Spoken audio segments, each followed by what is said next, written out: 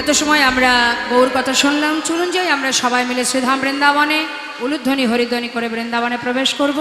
সবাই মিলে একবার দুটি বাহু তুলে জয় রাধে রাধে রাধে রাধে।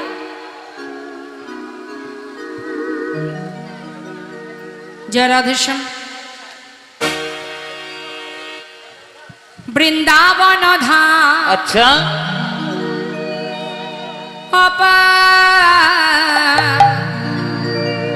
जपे जा राधे राधे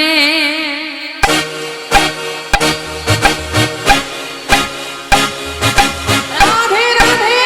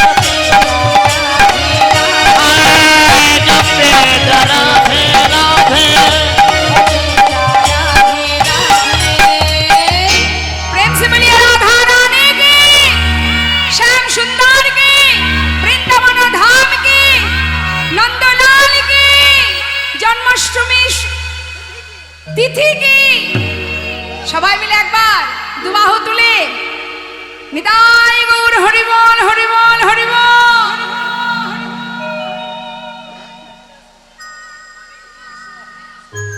जय राधे श्याम जय राधे। हरे कृष्ण। जय निताय जय गो जय राधे श्याम जय राधे जय राधे।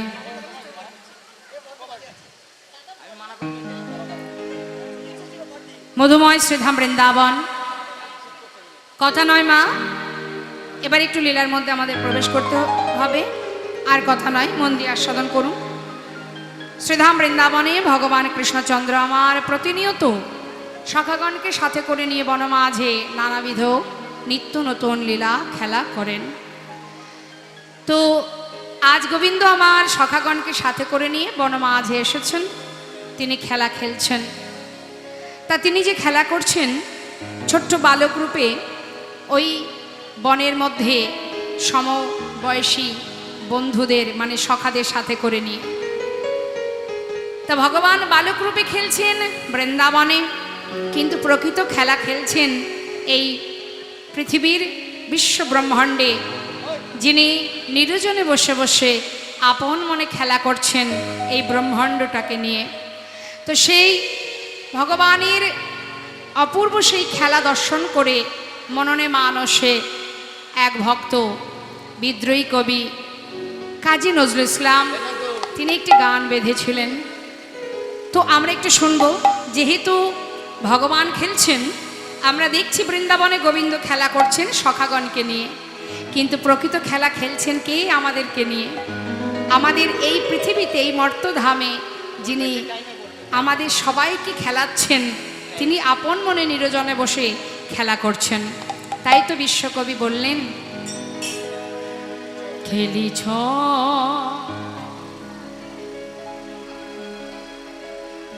এ বিশ্বলয়ে বিরাট শেষ আনমনে খেলিছ এই বিশ্বলয়ে বিরাট শিশু আনমনে খেলিছ। প্রলয় সৃষ্টি তব পুতুল খেলা নিরজনে প্রভু নিরজনে খেলিছ এই বিশ্বলয়ে বিরাট শিশু আনমনে খেলিছ। ভগবান তিনি খেলা করছেন নিরজনে বসে। তা সেই জায়গাটি কোথায়? হরে কৃষ্ণ। দেখুন কোথায় বসে তিনি খেলছেন। শূন্যে মহা আকাশে তুমি মগ্ন লীলা বিলাসে।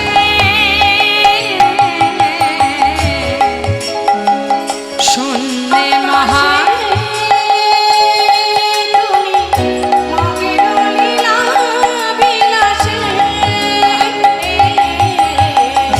শূন্যে মহা আকাশে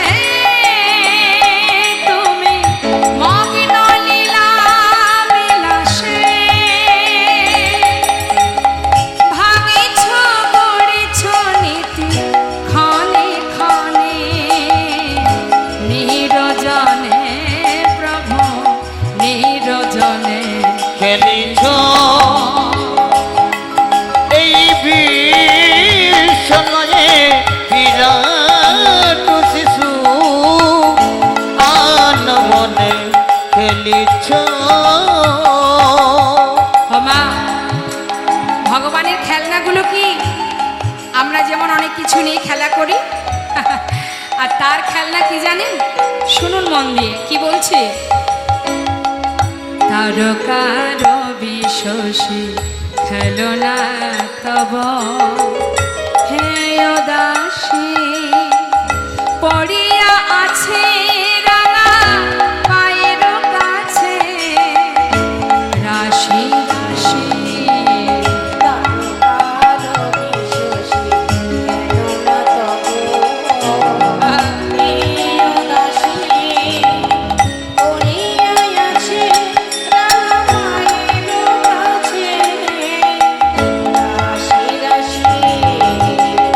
নিত্য তুমি হে উদাস সুখে দুঃখে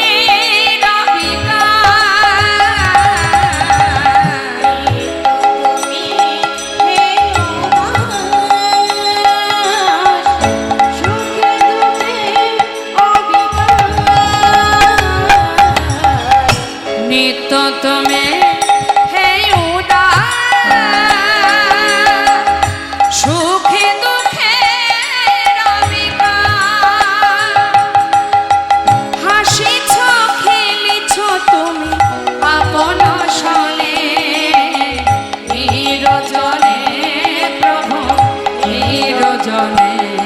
খেলিছ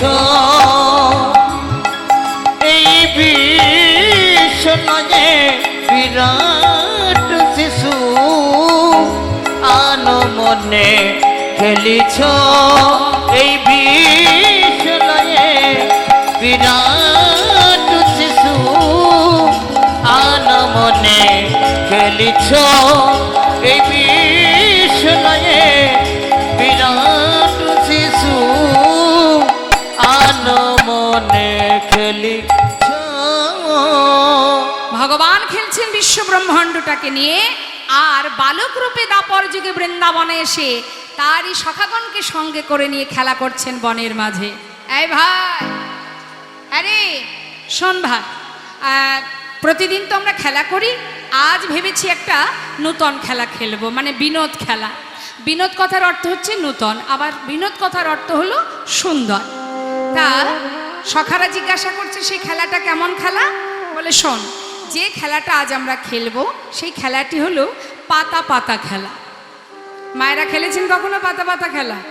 হ্যাঁ, কিভাবে খেলতে হয় বলুন তো, জানেন? আচ্ছা, তো এখন সখারা বলছে কানাই এই খেলা তো কখনো খেলিনি ভাই, তো কি করে খেলতে হয় বলে দে। ওই শোন, আমরা যতগুলি সখা আছি ততগুলো পত্র তুলব, তার মধ্যে একটি পত্র ছিদ্র করা হবে। ছিদ্রপত্রটা যার ভাগ্যে পড়বে সে হবে তা এই দলের মধ্যে চোর। এবার যে চোর হবে বাকি সবাইকে কাঁধে করে নিয়ে বংশীবট থেকে কেশিঘাটে নিয়ে যেতে হবে, আবার নিয়ে আসতে হবে। সখারা বলছে বাবা এ তো বেশ মজার খেলা ভাই, তাহলে তাই হোক। এবার সখা গিয়ে, শ্রীরাম সখা গিয়ে পত্র তুলে এনেছে। পত্র তুলে এনে কানার হাতে দিয়েছে।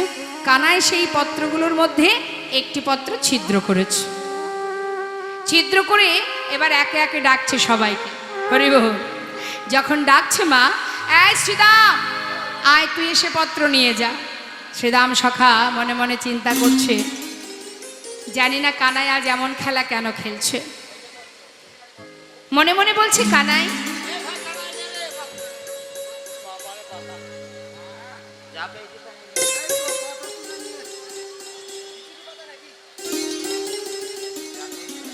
আচ্ছা বেশ, দেখতে পাচ্ছেন?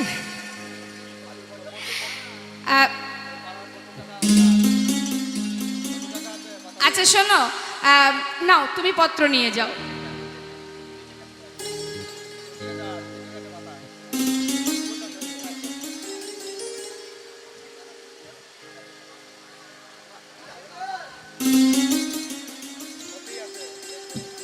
কই দেখি সবার পাতা দেখাও, যার ছিদ্র পড়বে সেই কিন্তু চোর হবে। তুই দেখি তুলে হাত তোলো, পত্র দেখাও।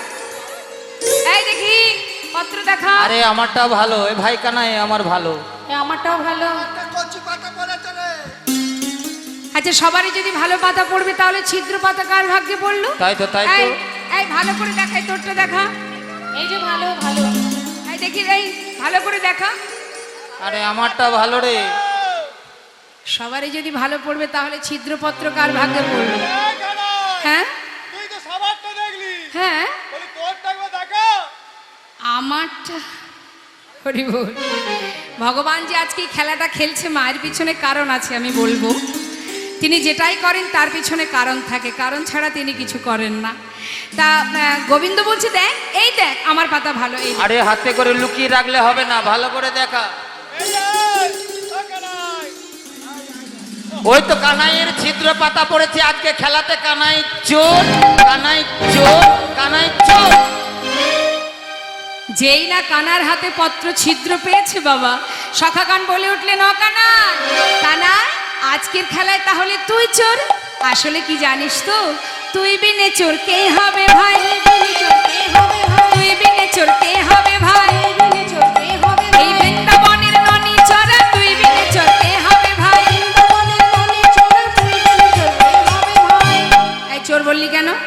এই চলকে চল বলে কি সাধু বল? আমি চোর? তুই চোর, তুই চোর।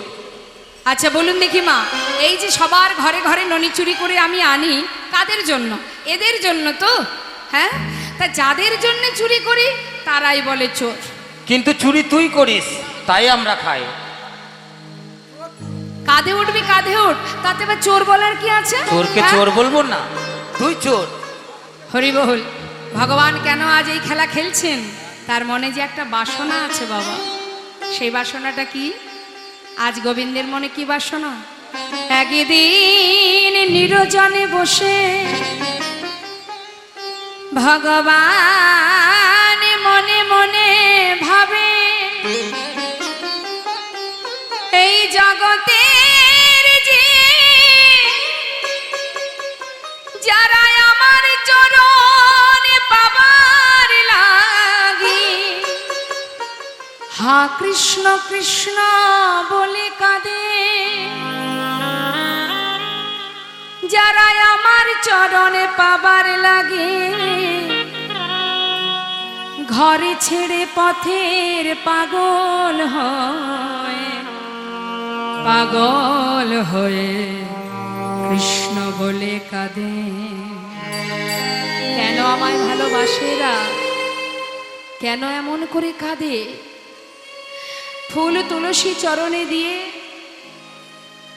একবার কৃপা করো বলে কাঁদে। এরা আমাকে ভালোবেসে কি সুখ পায়? আমি তো ভগবান, তাই আমি জানতে পারলাম না। আজ আমি জানতে চাই যে ভক্তরা যে আমায় ভালোবাসে, এই ভালোবাসা কতটা আসল। আহা, এই ভালোবাসাটা কেমন, কেমন স্বাদ আছে এই ভালোবাসাতে? কেন আমার জন্য এরা কাঁদে? কি সুখ পায় এরা আমার জন্য কেঁদে? মহাজন লীলার পাশে দাঁড়িয়ে বললেন, হে গোবিন্দ, তুমি কি করে জানবে বলো? যারা তোমাকে ভালোবাসে তারাই জানে তোমাকে ভালোবাসায় কি সুখ। তুমি কি করে বুঝবে? তুমি তো স্বয়ং, তুমি তো পূর্ণ ব্রহ্ম, তুমি তো বুঝবে না। যারা তোমাকে ভালোবাসে, ভক্ত যারা, তারাই জানে তোমাকে ভালোবাসলে কি আনন্দ। যেমন বাবা, একটি মিষ্টির দোকানের যিনি মালিক হন, তিনি কিন্তু ওই মালিকের আসনে বসে ছানা চিনি কারিগরের হাতে দিয়ে বলে, কারিগর, এই ছানা চিনি দিয়ে তুমি সন্দেশ রসগোল্লা তৈরি করো। কিন্তু মাগো, যে কারিগর যিনি রসগোল্লা তৈরি করে তিনি কিন্তু জানে যে কিভাবে ছানা চিনিকে মিশিয়ে সন্দেশ রসগোল্লা তৈরি করতে হয়, তাই না? যিনি তৈরি করেন তিনি জানেন, কিন্তু যিনি মালিকের আসনে বসে আছেন তিনি কি জানেন? জানেন না। এখন যদি মালিক মনে মনে ভাবে যে সন্দেশ কিভাবে তৈরি হয়, রসগোল্লা কিভাবে তৈরি হয় আমি জানতে চাই, তাহলে তাকে কি মালিক হয়ে বসে থাকলে জানতে পারবে? তাকে কারিগরের আসন গ্রহণ করতে হবে। কারিগরের আসন গ্রহণ যদি করতে পারে তবেই সে বুঝবে কিভাবে ছানা চিনি মিশিয়ে রসগোল্লা তৈরি হয়। মহাজন লীলার পাশে দাঁড়িয়ে বললেন, হে গোবিন্দ, তুমি স্বয়ং পূর্ণ ব্রহ্ম, তুমি স্বয়ং ভগবান, তুমি অনাদির আদি, তাই তুমি বুঝবে না ভক্ত তোমাকে ভালোবেসে কি সুখ পায়। যদি তুমি সেই সুখ ভোগ করতে চাও, তুমি যদি সেই সুখ পেতে চাও, তাহলে ভগবান হয়ে থাকলে হবে না। তুমি যদি ভক্ত হয়ে ভক্ত চরণ সেবা করতে পারো তবেই বুঝবে চরণ সেবায় কি আনন্দ। নিতাই গৌর হরি বল, হরি বল। তাই আজ আমার গোবিন্দ স্থির করলেন যে আমি ভক্ত চরণ সেবা করে দেখব চরণ সেবায় কি আনন্দ। তাই আজ কি করছেন তিনি? সুদামাকে বলছে, বন্ধু আয়, তুই এসে আগে আমার কাঁধে ওঠ। দেরি না করে সুদামা কৃষ্ণের কাঁধে উঠে বসেছে। কিন্তু কিভাবে বসেছে বাবা? এক কাঁধে, সামনে একটা চরণ, পিছনে একটা চরণ। এখন গোবিন্দের মনে বাসনা কি? তার যুগল চরণ সেবা করবে, সেবা করে দেখবে সেবায় কত আনন্দ, এটা তার মনের বাসনা। কিন্তু একটা চরণ পিছনে, তাই মনে মনে ভাবছে ওই চরণটা পিছন থেকে সামনে কি করে আনবো। কাঁধে করে নিয়ে যখন ছুটছে, এমন সময় সুদামা বলছে, হ্যাঁ রে কানাই, এই কানাই, বলি এত জোরে জোরে দৌড়াচ্ছিস, আমি তো পড়ে যাব ভাই, একটু ধীরে ধীরে চল। যেই না বলেছে, সঙ্গে সঙ্গে গোবিন্দ সুযোগ পেয়ে বলছে, এক কাজ কর সুদামা, তোর এই পিছনের চরণটা আমার সামনে দে, তোর দুটো চরণ আমি বুকে চেপে ধরে যদি দৌড়াই আর তুই পড়বি না। সুদামা মনে মনে ভাবলেন, বেশ তো, ঠিকই বলেছে কানাই, সখাসক্ষ প্রেম তো বাবা, তাড়াতাড়ি করে পিছনে চরণটা সামনে দিয়েছে, ভগবানের বক্ষের উপর যুগল চরণ দুলছে। মহাজন বললেন, দেখো সুদামারে লইয়া কৃষ্ণ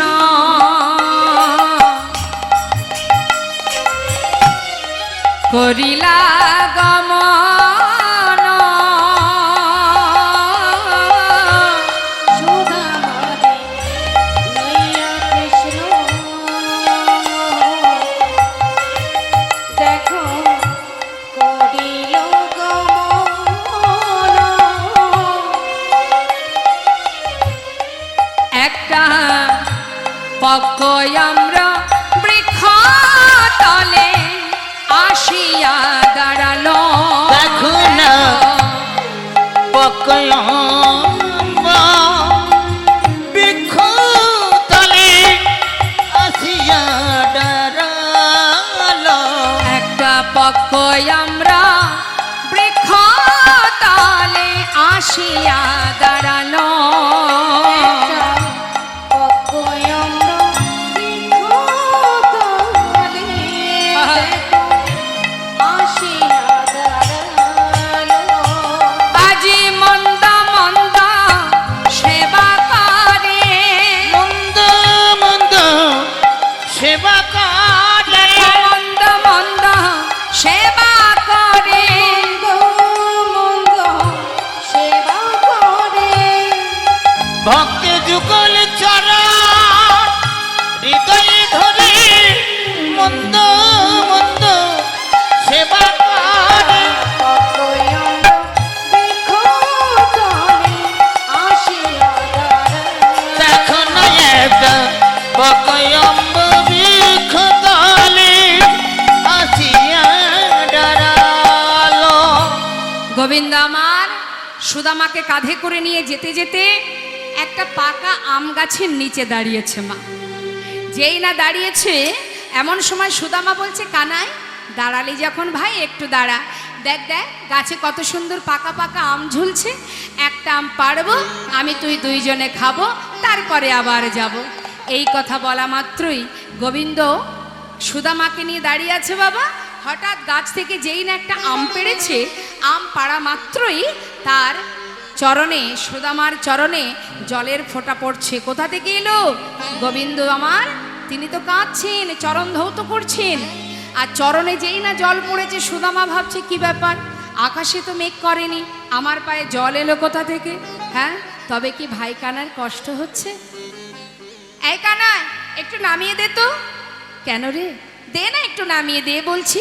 নামিয়ে দিয়েছে যেই হঠাৎ কি দেখছে, কৃষ্ণচন্দ্র অর্থাৎ কানাই কাঁদছে। সুদামা বলছে, কানাই আজ তোর চোখে জল কেন ভাই? কেন তুই এই খেলা খেললি বল? তুই কি জানিস না এই বৃন্দাবনে যত কষ্টই আমাদের আসুক, যত দুঃখই হোক না কেন আমরা সব সইতে পারি, কিন্তু তোর চোখের জল সইতে পারি না ভাই। বল, যে খেলা খেললে তোকে কাঁদতে হয় সে খেলা তুই কেন খেললি? আর খেলবো না। এই দেখ কানাই, কত সুন্দর একটা পাকা আম পেড়েছি। জানিস আমার না বহুদিনের একটা স্বাদ আছে। কি স্বাদ? দেখ এই যে পাকা আমটা না, দেখলে যেন মনে হচ্ছে এটা তোর জন্য সৃষ্টি হয়েছে। তাই আমার যে আশাটা আজ আমি পূর্ণ করব। কি আশা? শোন কানাই, বহুদিনের বাসনা। কি জানিস তো? হ্যাঁ রে ভাই, আমার মনে বাসনা তোর বদনের উচ্ছিষ্ট আমি সেবা করব। তাই আগে আমি এই আমটা খাবো, খেয়ে দেখব এটা ভালো নাকি এর মধ্যে আবার কোনো বিষ মেশানো আছে। কেননা ওই যে কংস রাজা, দুষ্ট রাজা, না জানি কোন ফলে বিষ মিশিয়ে রেখেছে। তোর যদি কিছু হয় তাহলে আমরা তোকে বাঁচাতে পারবো না। তাই আগে আমি সেবা করব, যদি দেখিস মিষ্ট ফল তারপরে তুই সেবা করবি। তারপরে হ্যাঁ রে ভাই, তুই কিন্তু পুরোটা খাবি না, তুই সেবা করার পর শেষে একটুখানি রেখে দিবি। কেন জানিস? তোর ওই উচ্ছিষ্ট আমি সেবা করব। কেন কেন? কানাই বলছে, কেন আমার উচ্ছিষ্ট তুই সেবা করবি? কানাই, তোরে বড় মিঠো লাগে ভাই রে কানা, তোনে ঠো বড় মিঠো লাগে ভাই রে কানা। তোরে ঠো বড় মিঠো লাগে হরিব। ভাই রে কানাই। গোবিন্দ তো কম চতুর নয় মা, ভক্তকে পদে পদে পরীক্ষা করে। জিজ্ঞাসা করছে, এই সুদামা, তুই 2 বার খাবি, আমি 1 বার খাবো?